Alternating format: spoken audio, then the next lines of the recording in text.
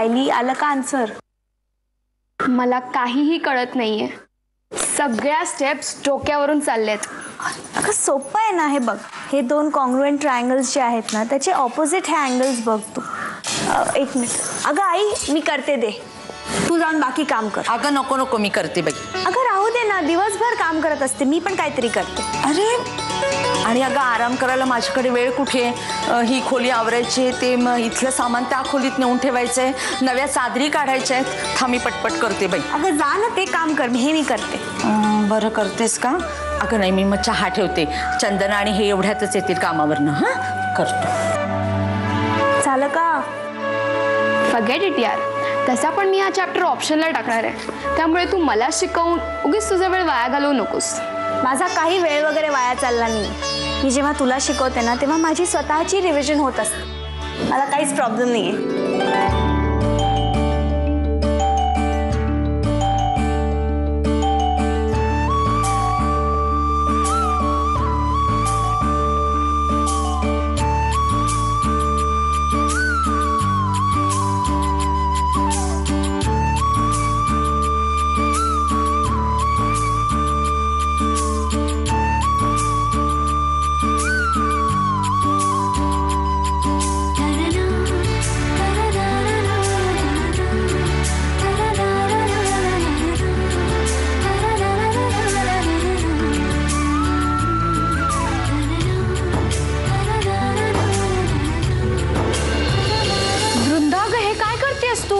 आलीस? बस पाणी देते मी तुला. वृंदा अगं आधी ते हे सगळं दे, मी करते, तू अभ्यास कर.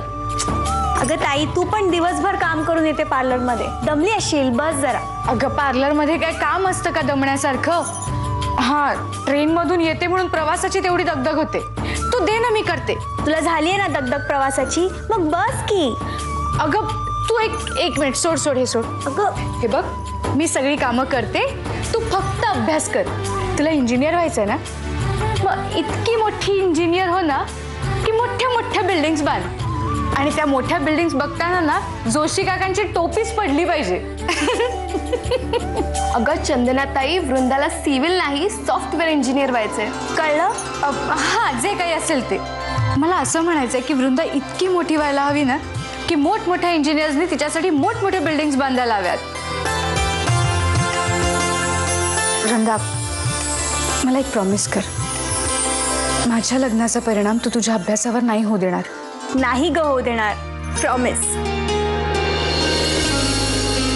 पण तू पण मला एक प्रॉमिस कर. काय? की माझ्या अभ्यासाच्या टेन्शनमुळे तू तुझ्या लग्नाच्या तयारीवर काहीही परिणाम नाही होऊ देणार. हो ग बाई. तू तुझ्या लग्नात इतकी सुंदर दिसायला पाहिजेस, इतकी सुंदर दिसायला पाहिजेस की त्या मायनसने तुझ्याकडे रात्रभर फक्त बघतच बसलं पाहिजे. वृंदा ग, ताई कुठे चाललीस? लाजतेस केवढी? हे आई केवढी लाजते बघ ना. सायली बघितला चेहरा. वृंदा ग बस. वृंदा तू पण ना.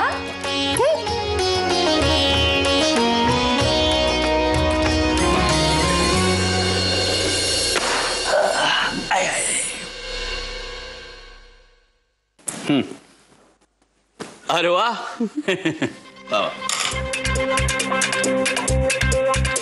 मी तुम्हाला दिलेलं गिफ्ट आवडलं असेलच. गिफ्ट? अहो असं काय करताय? वृंदाने सांगितलं ना मी तुम्हाला किमती गिफ्ट देणार आहे ते. हा वृंदा म्हणाली मला, पण मला काय वाटलं तुम्ही डायमंड वॉच किंवा कांतासाठी दागिने आणणार असाल. हो ते नाही हवं, त्याही पेक्षा किमती गोष्ट आत्ताच तर दिली ना मी तुम्हाला. ही पाणी नाही हवं म्हणजे तुम्हाला माझ्या गिफ्ट बद्दल काहीच माहित नाहीये. अहो तुमच्या आयुष्यात तुम्ही हरवलेली सगळ्यात किमती गोष्ट मी तुम्हाला गिफ्ट म्हणून परत दिली आहे. आठवा. अंगठी आहे, पेन आहे, चष्मा आहे, मोबाईल आहे, दुसरी अंगठी आहे, कपडे आहेत, नॅपकिन आहे. अहो या सगळ्या फालतू गोष्टी झाल्या हो. अहो तुमच्या आयुष्यात तुम्ही कुठली गोष्ट, कुठली किमती गोष्ट हरवली सांगा बघू. आठवा. तुमचा मुलगा सुदेश तुम्हाला गिफ्ट म्हणून मी परत दिला आहे. गिफ्ट? सासूबाई आता तिकडेच गेल्यात त्याच्या घरी सुदेशच्या. कशासाठी विचारा? कशासाठी? प्रसादच्या एंगेजमेंटचं इन्व्हिटेशन द्यायला आणि त्यांना मी समजावलं म्हणून गेले. तुम्ही? खोटं वाटत ना? कोणाला विचारा ना. नाही कोणाला विचार, प्रसादला फोन करून विचारा ना. बस का? मी काय म्हटलं सासूबाईंना, सासूबाई अहो आपल्या प्रसादचं लग्न आहे बरोबर, आणि सुदेश आपल्यापैकीच एक आहे. अहो तुम्ही तुमच्या जावयाला अबुधाबीवरनं बोलवता आणि शेजारी राहणारा तुमचा मुलगा त्याला बोलवत नाही. लोक काय म्हणतील. आणि काय आहे, सुदेश आणि छायावहिनी आपलीच माणसं आहेत ना. ती आल्यानंतर कसं आमच्या अबुधाबी सारखं होणार. तिथे खूप मोठी फॅमिली असते फंक्शनला, तसंच होणार नाही का? मग तरी त्यांचं असं चाललं होतं. पण मी परत समजावलं की सगळ्यांनी असं एकत्र राहण्यातच ना घराचं खरं सुख लपलेलं आहे. म्हणून तुम्ही सुदेश आणि छायाविनींना बोलवून घ्याच. पूर्ण फॅमिली असेल हो. हे त्यांना पटलं म्हणून गेल्यात माझ्या सांगण्यावरून. हे प्रसाद फोनवर म्हटला मला. मला काय वाटलं की सुदेशच्या सोसायटीत कोणी दुसरं ओळखीचं असेल ना त्यांना बोलवणं करायला गेली असेल कांता. मला अजूनही वाटत नाहीये पण की कांता सुदेशला आणि छायाला बोलवणं करायला गेली आहे म्हणून. मी सांगतो तू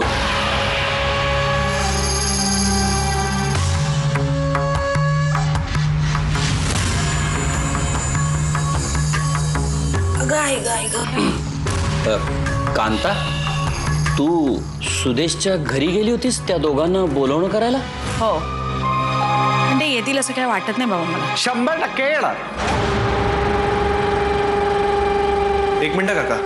हा, सुदेश दादा आणि छायावहिनी जरी आले तरी प्लीज त्यांच्या स्वागतासाठी बँड बाजा वगैरे वाजवू नका, कारण वृंदाची परीक्षा चालू आहे, तिला अभ्यास करताना त्रास होईल.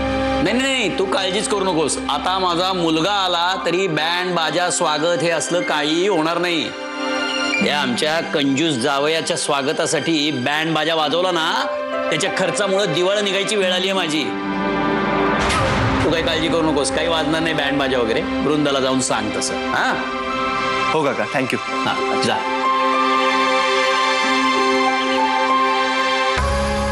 आणतो पाणी आणतो.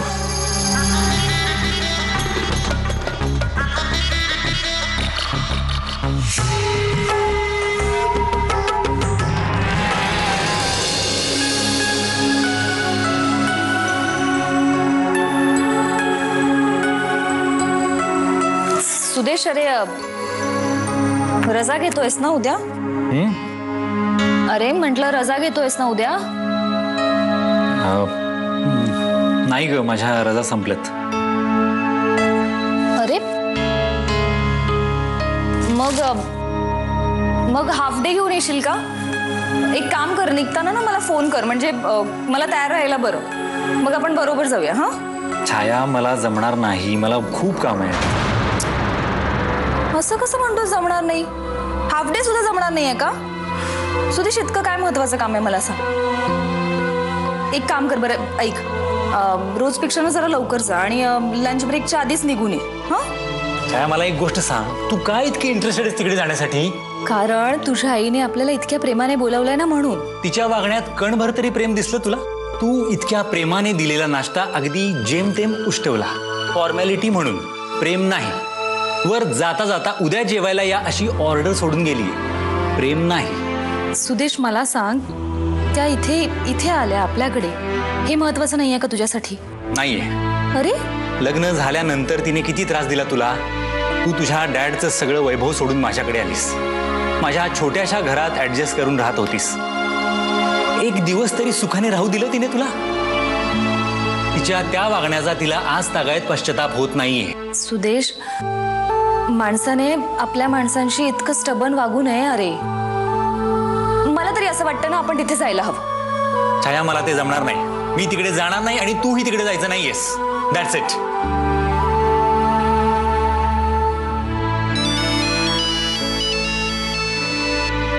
Hello hello.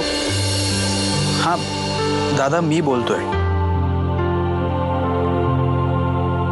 हा हा, बोल ना प्रसाद.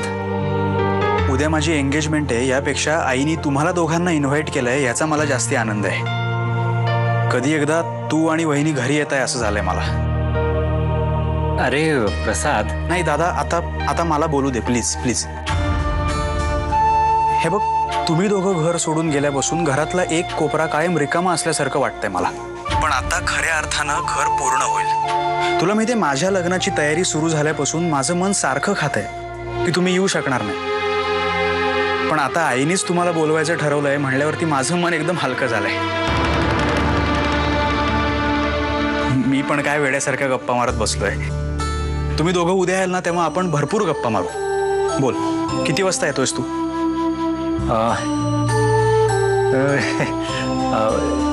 1 वाजेपर्यंत येतो ना. चालेल. मी उद्या तुमच्या दोघांची वाट बघतो. Okay. Good night. Good night. Bye.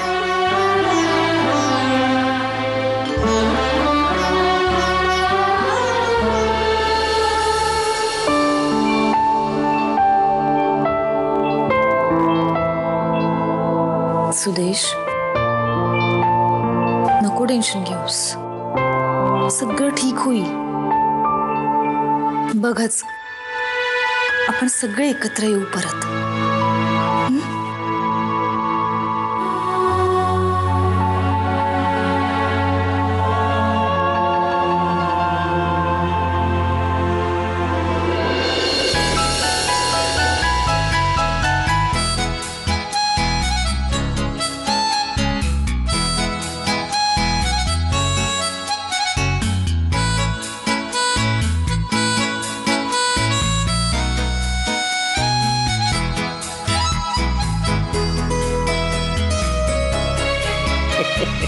काय ताई, एक्झाममध्ये असा परफॉर्मन्स देणार आहेस का? हो देईन. तुला काय करायचंय? उगीच आगाऊपणा करू नकोस हा. आणि ही माझी अभ्यासाची स्टाईल. तुला काय प्रॉब्लेम आहे? हे रोज तुझं चेंडू उडवण्यापेक्षा हे नक्की बरं आहे. ते वृंदा, हे बरोबर आहे. याच्या या गल्लीतल्या क्रिकेटपेक्षा तुझा हा आत्ताचा परफॉर्मन्स नक्की चांगला होता. अरे आता बोलत काय बसलाय, जायचंय ना आपल्याला बाहेर. हो चला चला. अगं हे तू पण येतेस ना? अगं ताईच्या लग्नाचे कपडे घ्यायचे, तुझे घेऊन टाकू. चल. नाही बाबा, काहीच गरज नाहीये. चंदनाताई घेईल ना माझ्यासाठी. अगं कधीतरी स्वतःच्या चॉईसनं घे ना काहीतरी. नाही हो बाबा, माझा चॉईस आणि चंदनाताईचा चॉईस अगदी सेम आहे. वृंदाला माहितीये मी तिच्यासाठी जे चॉईस करेन ते बेस्टच असेल. हो ना? ऑफकोर्स. ए चल रे. वृंदा, आता आम्ही कुणीही घरात नाही होत, तेव्हा निवांतपणे अभ्यास करा आणि भूक लागली की जेवून घ्यायचं, कळलं? हो ग आई, मी जेवीन भूक लागली की. जा आता तुम्ही शॉपिंग करायला.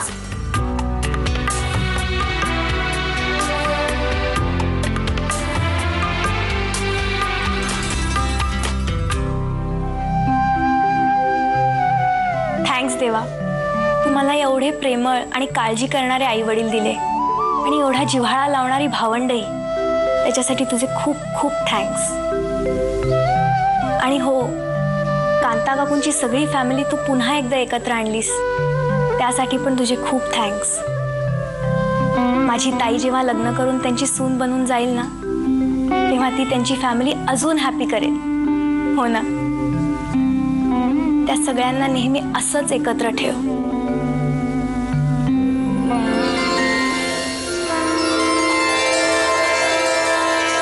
मी जर ही पोएट्री त्यांच्यासमोर फुटफुटले तर त्यांचा चेहरा कसा होईल ना? I can totally imagine. अगं जळून कोळसा होईल, कोळसा.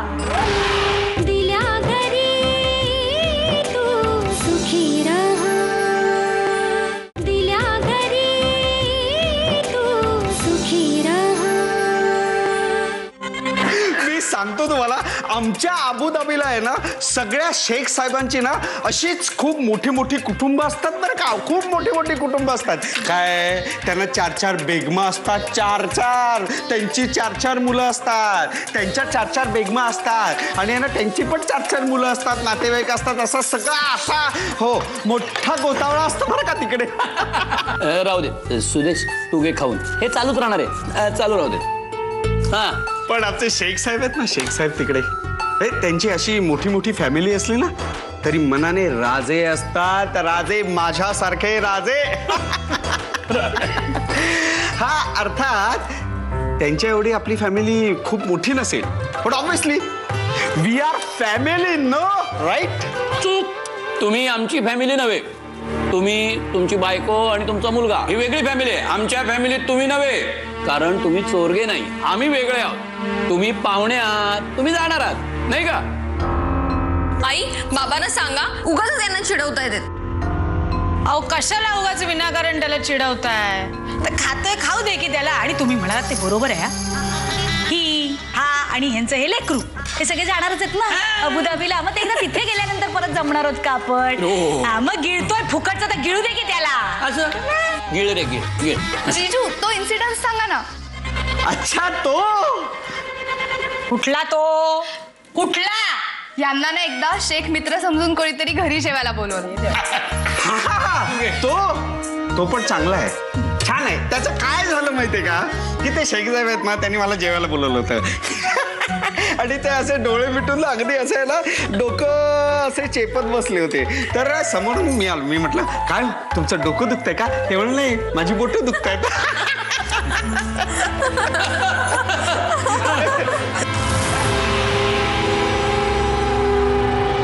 मी जर ही पोएट्री त्यांच्यासमोर फुटफुटले तर त्यांचा चेहरा कसा होईल ना?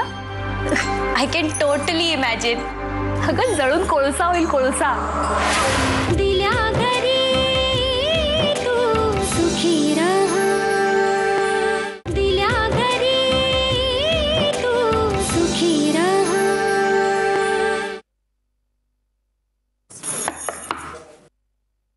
दरवाजा उघडाच आहे. ओ छाया वहिनी, या ना. सो आय होप बसा बसा.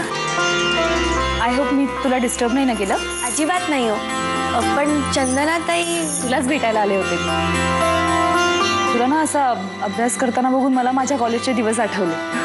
मी तुझ्यासारखी डोळे मिटून अशी रिवाईज करत बसायचं. हो. आणि मग काय, मम्मा नेहमीप्रमाणे ओरडायची, अगं बंद कर ते पुस्तक आता, पास. हो, मलाही सारखी ओरडत असते आई. मग तुम्ही करायचं काय? सांगितलं ना, डोळे मिटून रिवाईज करायचे. बरं तुम्ही चहा कॉफी काही नाही, आत्ताच घेतलं. तुमचा फेवरेट सब्जेक्ट कुठला? इंग्लिश लिटरेचर आणि खास करून पोएट्री. मला पण पोएट्री खूप आवडते. मला ना माझ्या पोएट्रीज अजून आठवतात. तुला होती का ती पोएट्री? कुठली? दी टायगर. हो, ती विलियम ब्लेकची ना. हो, आठवते ना मला पण खूप आवडते ती. काय बरं वर्ड्स होते त्याचे? Tiger tiger. या tiger tiger burning bright in the forest of the night. What immortal hand or eye could frame thy fearful cement try? In what the distance deeps or skies burn the fire of tiny eyes. On what wings dare he aspire? What the hand dare he seize the fire? मस्त मजा आली. किती दिवसानंतर college days Athawale मला. लग्नानंतर पुस्तकांची नातच तुटलं होतं माझं. आणि ह्याला कारण म्हणजे आमच्या इलिटरेट सासूबाई. MA आणि PhD करायची होती मला, पण काय सुनेने शिकलेलं आवडत नाही ना सासूबाईंना आमच्या. अहो, मग आता का नाही शिकत तुम्ही? छे ग, आता कुठे जमणार आहे मला अभ्यास वगैरे. सुदेशशी लग्न झालं ना तेव्हा मी MAच्या फर्स्ट इयरला होते. यु नो, सुदेशच्या आईना ना नेहमी असं वाटायचं की शिकलेली सून घरात आली तर त्यांचं महत्त्व कमी होईल घरातलं, वगैरे वगैरे. पण असं थोडीच असतं. हो, आय नो, असं नसतं. पण त्यांना कोण समजावणार? त्यांना ना प्रचंड इगो आहे. त्यांना आपण काही सांगायला गेलो ना तर त्यांना असं वाटतं त्यांना आपण अक्कल शिकवतो. जस्ट इमॅजिन, मी जर ही पोएट्री त्यांच्यासमोर फुटफुटले तर त्यांचा चेहरा कसा होईल ना? I can totally imagine. अगं जळून कोळसा होईल, कोळसा. आणि मग चोरगे काकांना ते वाण्याचं दुकान सोडून कोळशाची वखारच सुरू करावी लागेल.